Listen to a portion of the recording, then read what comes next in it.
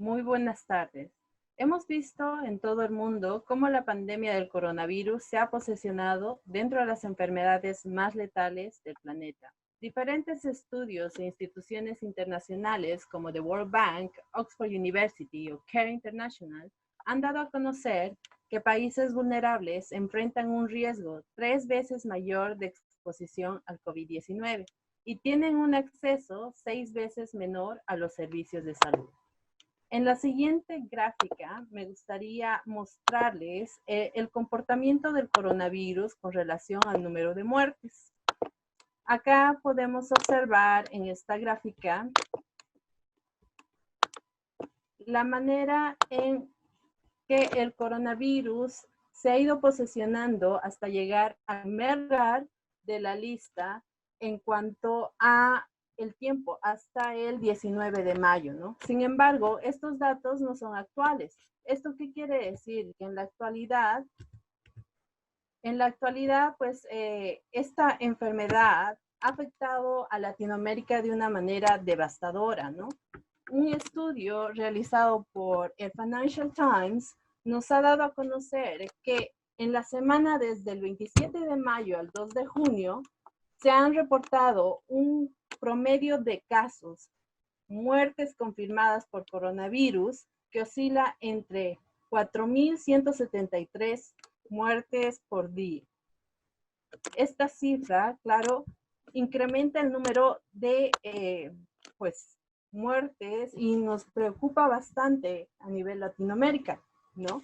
No cabe duda que esta enfermedad es una crisis mundial bastante severa. Así lo afirma la Organización Internacional del Trabajo. Además, esta misma organización ha dicho de que la mayor parte de las pérdidas se producirían en los sectores más afectados, principalmente de los países de bajo ingreso y de ingreso medio, ¿no? Que sería en este caso países en vías de desarrollo. Bueno, dentro de este grupo de países en vías de desarrollo, pues los sectores más afectados están relacionados con las personas que trabajan dentro del empleo informal y en este caso también trabajadores con un acceso, con un poco acceso a los servicios sanitarios, ¿no? Entonces, pues, como vemos, tenemos como Bolivia, dentro de este entorno latinoamericano, como un país altamente vulnerable, ¿no? Puesto que entre el 60 y el 70% de la población pertenece a este rubro del sector informal del comercio. Es en este sentido que nosotros, pues, hemos decidido iniciar una campaña para, pues, contribuir a los esfuerzos de nuestro país con relación a promover la salud de la gente en América Latina y especialmente en los sectores vulnerables. Esta campaña que nosotros estamos realizando tiene el nombre de Campaña Comunitaria Digital de Acción y Prevención del Coronavirus. ¿Quiénes somos nosotros? Bueno, nosotros somos un grupo de jóvenes profesionales de diferentes partes del mundo, con diferentes especialidades, que estamos comprometidos con la promoción de la salud, el bienestar y el desarrollo, principalmente de los sectores más afectados y vulnerables de América Latina. ¿Cuál es el objetivo de esta campaña? El objetivo de esta campaña es promover la información basada en evidencia, generar conciencia social y un activismo comunitario digital y participativo entre especialistas y el sector comunitario. Dando paso a este contexto que envuelve esta problemática, me gustaría pues introducir a integrantes de este proyecto que hoy nos acompañan y que van a pues, ¿cómo se dice? Alumbrarnos con todo su conocimiento y su experiencia. Quiero presentarles al doctor Melvin Mora, médico especialista en salud pública. Ha trabajado en la Organización Mundial de la Salud la Organización Panamericana de la Salud y también UNICEF. Actualmente, él trabaja como responsable del programa de vacunación y del equipo de respuesta en situaciones de emergencia en Guinea Ecuatorial. Me gustaría darle paso a Melvin para que él nos explique un poco más sobre las generalidades del coronavirus y la visión a nivel internacional de esta problemática. Melvin, muchas gracias por acompañarnos. Muchas gracias. Muy buenos días, buenas tardes o buenas noches, dependiendo de dónde nos sintonicen. Como ha dicho compañera Linda, soy el doctor Melvin Morán. He trabajado alrededor de 10 años con Naciones Unidas, especialmente con la Organización Mundial de la Salud y UNICEF, en cuanto a respuesta a emergencias y respuesta a algunos brotes específicamente en el continente africano. Yo en primer lugar quiero agradecer al equipo por la iniciativa de brindar a las comunidades información valiosa que les ayude a entender mejor esta pandemia, que es muy importante para todos nosotros, importante para protegerse a sí mismos, para proteger a sus seres queridos y pues para proteger a toda la población en general, incluyendo sus clientes, ya que se está dirigiendo a comerciantes. Yo les haré una presentación muy breve que estará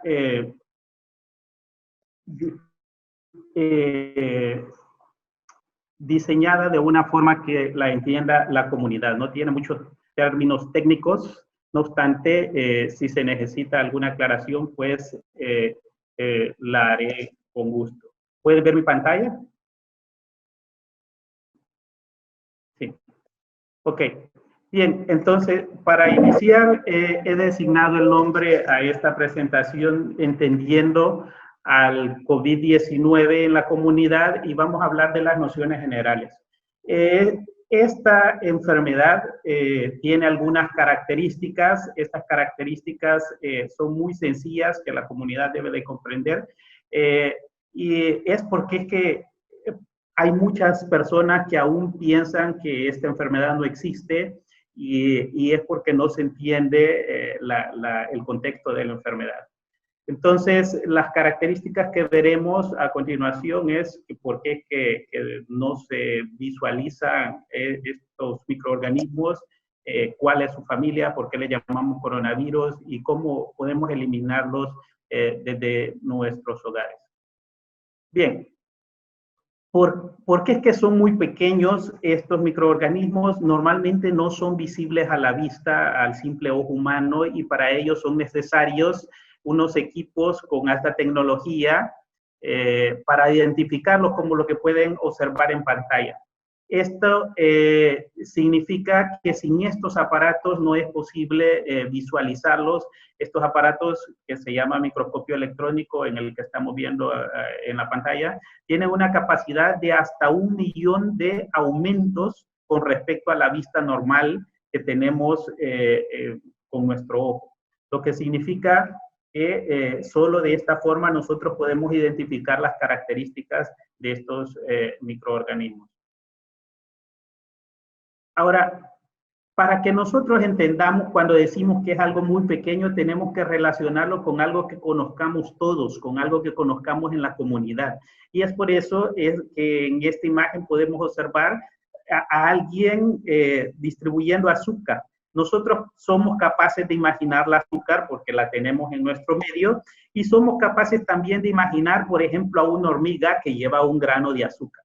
Entonces, si nosotros analizáramos el tamaño de este microorganismo, si yo veo una hormiga con un grano de azúcar, en ese grano de azúcar pueden caber hasta 10,000 virus SARS-CoV-2, que es lo que produce la enfermedad por COVID-19.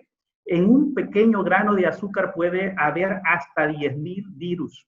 Y es por ello que ustedes tienen que hacerse la noción de que no se puede ver a simple vista. Pero el hecho de que no lo veamos no significa que no existe, sino que se necesitan equipos de alta tecnología para poder identificarlo, pero definitivamente el virus existe.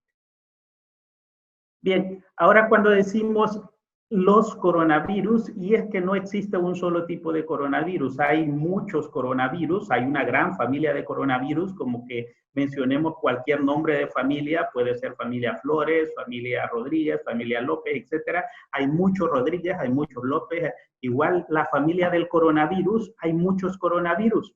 Hay algunos dentro de nuestras familias que se especializan en hacer algunas cosas, en tener algunas profesiones, pues igual dentro de los coronavirus, su familia también algunos se especializan en dañarnos en algunas partes del cuerpo. Hay algunos coronavirus que afectan el sistema digestivo, otros que afectan el sistema respiratorio, hay unos que afectan los dos, y en el caso del que nos estamos concentrando en esta tarde o mañana, pues del SARS-CoV-2, le gusta más la vía respiratoria, es decir, la parte de los pulmones, la parte de la faringe, la tráquea, etcétera, todo lo que es la vía respiratoria que podemos observar en esta imagen central. Esta es la vía respiratoria, y eso significa dentro de toda la familia el SARS-CoV-2, que es el responsable del COVID, se va a desarrollar preferentemente en la vía respiratoria. Pero como ya mencioné, hay otros virus, coronavirus,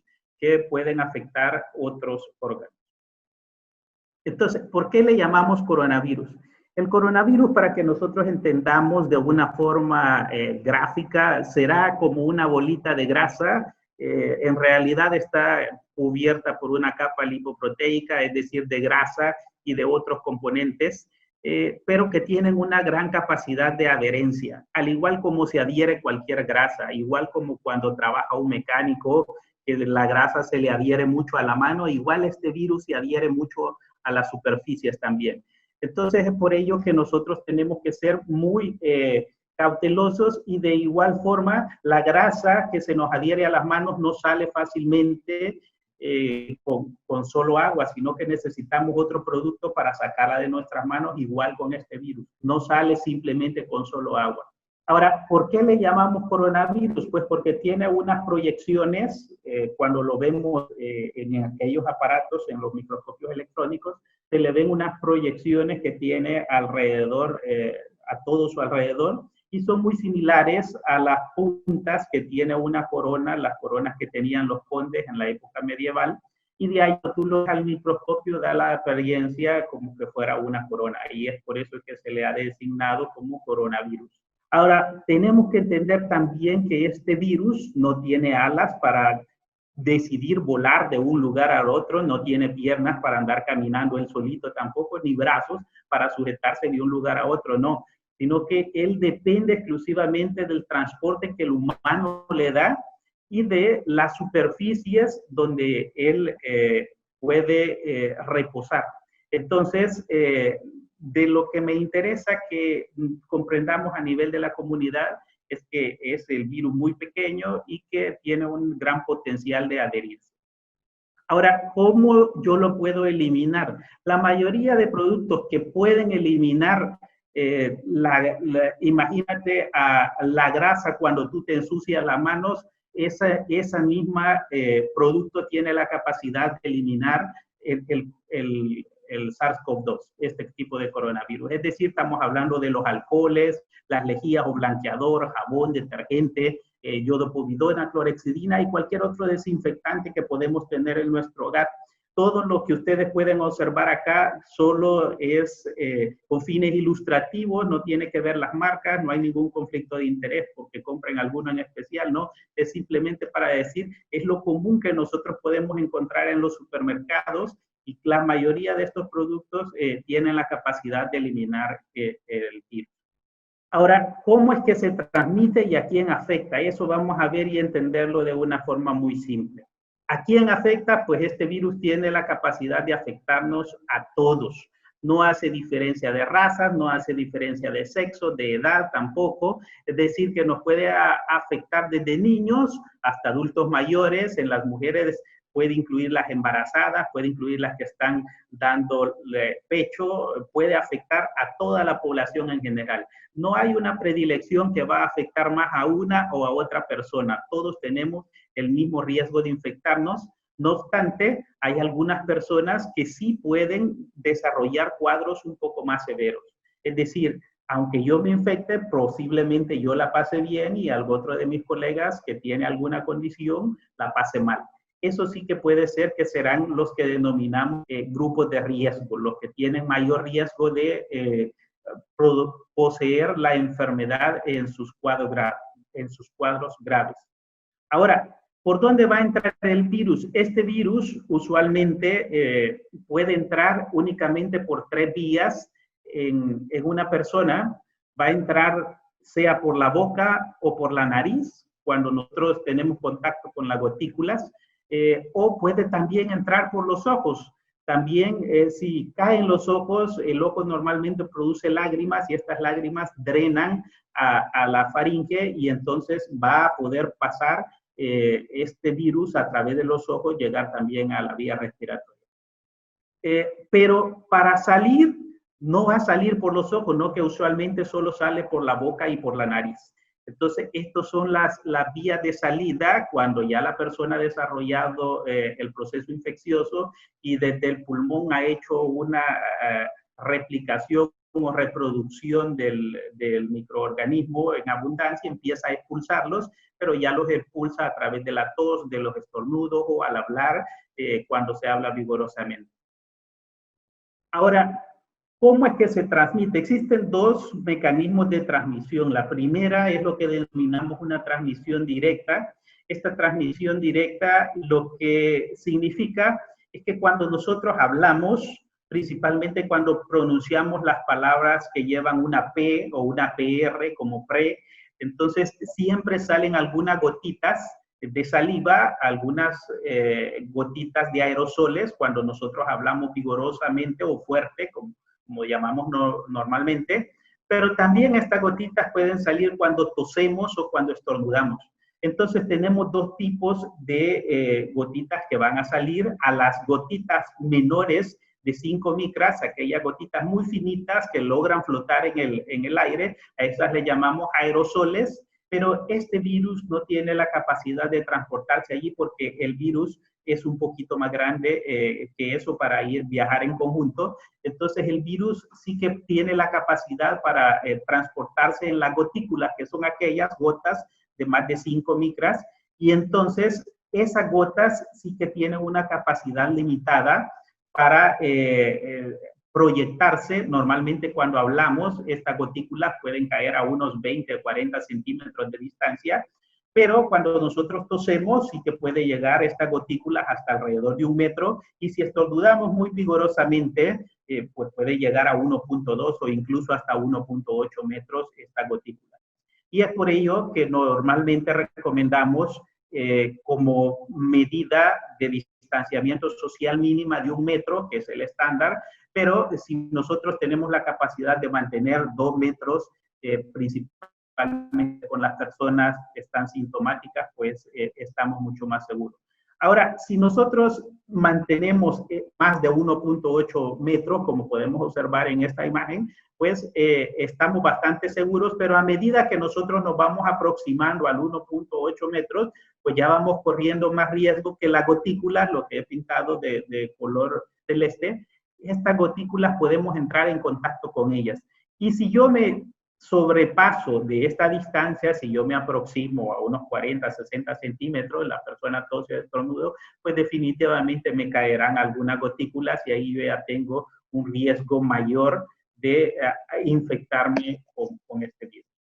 Ahora, lo que acabamos de ver es lo que llamamos transmisión directa, porque es un contacto directamente de la persona enferma a la persona sana.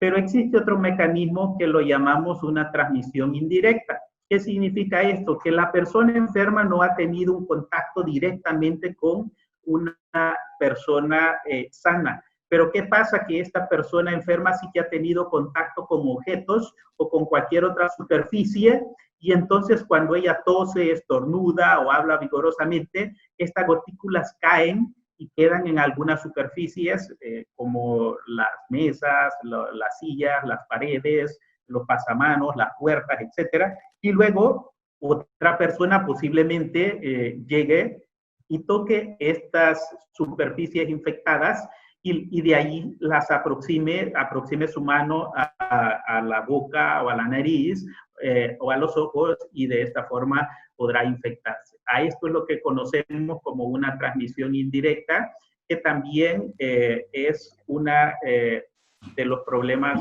que estamos enfrentando con este tipo de virus. Ahora, para que comprendamos mejor, cuando nosotros vemos una persona estornudar, esta persona produce los dos tipos de gotas. Los aerosoles no los vemos, pero las gotículas que estamos viendo acá, sí vemos que adentro llevan muchos virus, y estos virus, si una persona está a menos de 1 metro, pues puede ser absorbido directamente por la nariz o por la boca y llegar a la vía respiratoria. O puede hacer que le caigan los ojos, pero como tenemos un sistema de lágrimas que nos lubrican el ojo, y estas lágrimas posteriormente drenan hacia la vía nasal, entonces hacia ahí se arrastran todos los virus y al final llegan pues al tracto respiratorio. Una vez que llegan a la garganta, pues ellas siguen descendiendo por toda la vía respiratoria hasta llegar al pulmón. En el pulmón ellas tienen una característica especial, y es que todas aquellas proyecciones o puntitas que tienen les permiten acoplarse exactamente con las células de nuestro cuerpo. De esta forma ellas logran ingresar al interior de nuestras células y ordenar a nuestra propia célula que produzca más virus como ellos. Entonces, una vez que produce la orden, nuestras células empiezan a replicar los virus y se da la diseminación a nivel de todo el cuerpo. Y en este momento es cuando la persona inicia con síntomas y ya se vuelve infecciosa también. Eso significa que los virus también van a empezar a salir de la vía respiratoria, pero aquí ya salen por la boca o por la nariz, y este es el mecanismo de una forma simple para que podamos entender lo que es la transmisión. Ahora, esta pandemia no la conocíamos en 2019. Nuestro mundo estaba ausente de ellos, pero a finales, en diciembre, ha iniciado en China el reporte de algunos casos. Estos casos ha sido importante, se ha investigado como una nueva cepa de coronavirus, y eso nos ha alertado y ha activado diferentes protocolos y mecanismos para respuesta. Luego, el virus se ha extendido a los países vecinos como Japón, como Tailandia, y posteriormente a los países de Europa como España, Italia y otros. Luego, la mayoría de países nos relajamos demasiado y el virus pues se ha aproximado a nosotros, y ahí podemos ver la situación de la pandemia mundial que existe actualmente. Está en todos los países, en mayor o menor grado. La intensidad que ustedes ven de color rojo o marrón, eso es el número de casos. Mientras más marrón significa más casos tengo. Y podemos observar que pues ahora quien lidera es Estados Unidos, pero hay otros países que siguen también bastante de cerca. El problema es que este virus normalmente el 80% de las personas presentan cuadros moderados o leves, pero un 20% puede presentar cuadros graves, y de estos cuadros graves requieren hospitalización. Eso significa que nuestros hospitales se saturan y muchas veces se colapsan porque no tenemos la capacidad para tener tantas personas ingresadas de forma simultánea. Y es por ello que nosotros recomendamos las medidas de distanciamiento social, confinamiento y las medidas de prevención que veremos en otras sesiones para al menos evitar que los sistemas de salud colapsen. Es decir, puedo tener casos, pero no tener tantos casos a la vez que yo tenga la capacidad de atenderles y que no tengan que fallecer. En América, nosotros el primer caso lo hemos tenido en Estados Unidos. De hecho, ha sido el 11 de febrero, y posteriormente pues se ha expandido en otros países. En América del Sur, el primer caso ha sido en Brasil también, Y bueno, en Bolivia específicamente, el primer caso reportado es el 11 de marzo. Podemos ver, esta es la actualización hasta el día de ayer. Tenemos un total de 6.287.771 casos positivos y 379.941 muertes. Liderando el número de casos positivos América, y el número de muertes pues los lidera Europa. No obstante, están muy cerca los datos también en cuanto a las muertes del continente americano con Europa, así que esta no es un puesto que nadie quiere ganar, porque tener más casos significa ser el número uno. Aquí lastimosamente es tener más muertes y nadie quiere que se le muera un ser querido. Pues para ello se ha hecho un pequeño análisis. Este análisis es hasta el 30 de mayo para evaluar los 14 países que tienen una población similar a Bolivia. Y es que si nosotros evaluamos para el 30 de mayo, de los 14 países que tienen una población entre 10 a 12 millones de habitantes, Bolivia no está en los últimos, pero tampoco es de los primeros. Está en el puesto número 10. Lo bueno es que tiene una tasa de mortalidad menos del 5%, lo que significa que al menos aún tiene capacidad de respuesta en la mayoría de sus centros de salud para poder atender a la población, puesto cuando se sobrepasa esta capacidad de respuesta es usualmente que las mortalidades arriba del 5% se muestran en los países. Ahora, aunque sea 1% o 0.1%, cada muerte cuenta y nosotros tenemos que hacer nuestra parte, y para ello es entender mejor la enfermedad para poder protegernos nosotros, pues proteger a nuestros seres queridos, a la población general y a nuestros clientes en el caso de que seamos comerciantes. Muchas gracias. Muchas gracias a ti, Melvin. La verdad, todos los mensajes que tú nos has dado y la explicación también ha sido muy interesante, y yo creo que realmente es necesario que la gente entienda que esta enfermedad es una enfermedad letal, es una enfermedad que ha afectado a todo el mundo y que es bastante seria, ¿no? Hemos visto en Bolivia, pues, que mucha gente, o sea, está utilizando cámaras de desinfección. ¿Qué opinas al respecto, Melvin? ¿Tú opinas que esas cámaras de desinfección realmente son efectivas para eliminar los virus? No, las cámaras de desinfección o los túneles de desinfección que se han utilizado en algunos países no es una de las recomendaciones que la Organización Mundial de la Salud promueve. Hay muchos riesgos, no conocemos la sensibilidad de cada una de las personas para someterlas a los túneles de desinfección, y hay algunas situaciones como alergias que pueden producir, hay otras afecciones pulmonares que pueden dar trastornos o incrementar los trastornos. Los túneles de desinfección específicamente para la población en general no es una de las recomendaciones estándares. Preferimos promover las medidas de prevención individual, las medidas de controles administrativos y las medidas de control de ingeniería, que los puedo explicar en detalle en una futura presentación. Pero como digo, la posición oficial de la Organización Mundial de la Salud no es para promover masivamente el uso de los túneles de desinfección. Es mejor promover lavado de manos, el distanciamiento social, la etiqueta respiratoria y otras medidas que podemos aplicar.